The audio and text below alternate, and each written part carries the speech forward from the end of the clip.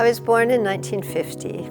I graduated from high school in 1968. 1968 is sometimes called a year of turmoil and change. The civil rights movement was in full swing. The women's movement was just getting started, and a lot of demonstrations for the women's rights. Martin Luther King and Robert Kennedy were both assassinated that year. But I think for us, the class of 1968, what we talked about more than anything else was the Vietnam War. Draft Lottery, a live report on tonight's picking of the birth dates for the draft. And so young men needed to decide if they were going to join and have a choice of service and a choice of training, or just wait. Well, most of the young men in my class joined.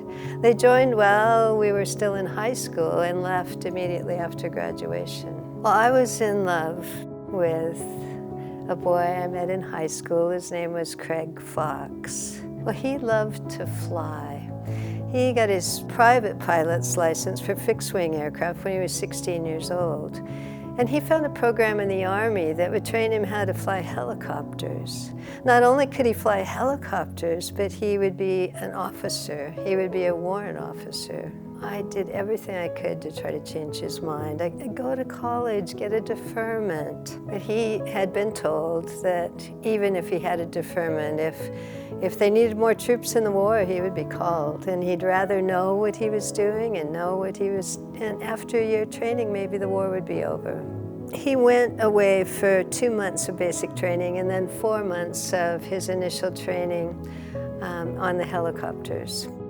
Well, Craig came home on leave and he asked me to marry him. I was in college. I was 18 years old. It just wasn't what I was thinking of, and so I told him no. And then he left and he went to his next 4 months of training at Fort Rucker in Alabama. I missed him terribly, so I quit school. And I sent him a telegram. I told him I wanted to marry him. I got on a flight. I went down there and we got married within about a week after I got down there. And when he graduated from flight school, it was a very exciting time. He was an officer. He got his promotion to be a warrant officer, and he got to wear his dress blues. He was so handsome. And he got his wings, and his wings meant so much to him to be an Army aviator. It was also exciting. It was very hard to imagine that in 2 weeks he would leave to go to Vietnam. He went to Vietnam in August of 1969. He served for the 116th Assault Helicopter Company. Well, in May of 1970, May 5th, 1970, in Kent State, at Kent State University in Ohio, students were protesting because President Nixon had just announced that we were going to escalate the war into Cambodia. So they were protesting against the war, and the National Guard drew rifles on them and shot 4 of the unarmed students.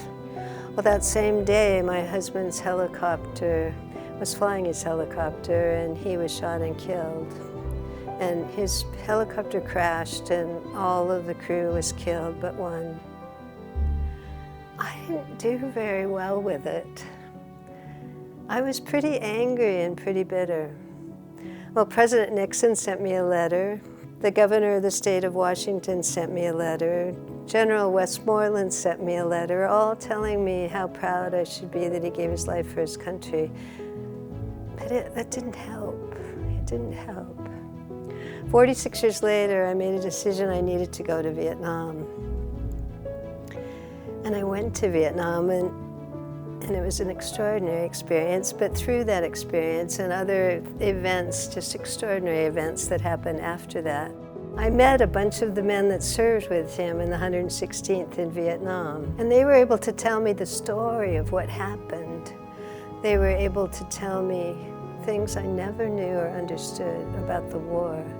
And for the first time, I was able to really think about it and begin to understand. One of the best things I've done, I joined the Band of Brothers here in Bend. And it's one of the best things I've done in my life. It's hard to explain, but